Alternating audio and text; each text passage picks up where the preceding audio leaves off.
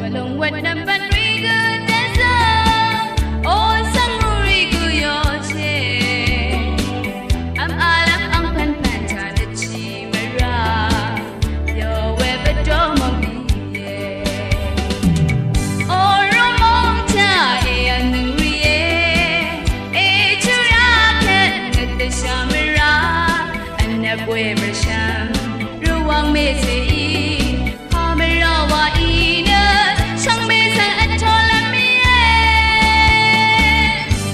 what tongue hung number what we're at listen to your pressure why nam tham t-shirt red chang be na dang wa ma lam yong wa cha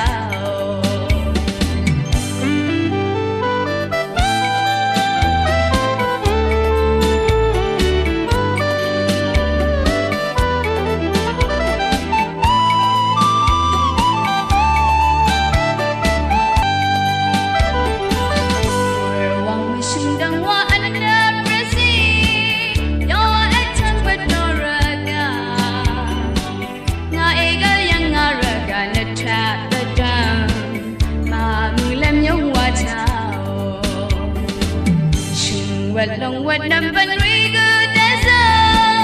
oh sanguri ku yo che am alam ang pan pan cha de chi mara yo we bedo mo ye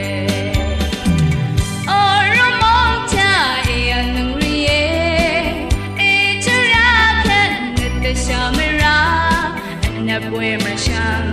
ruwang me se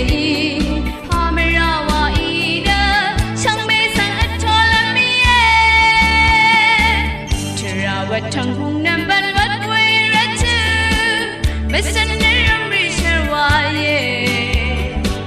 nam tham t-shirt red chang be na dang wa ma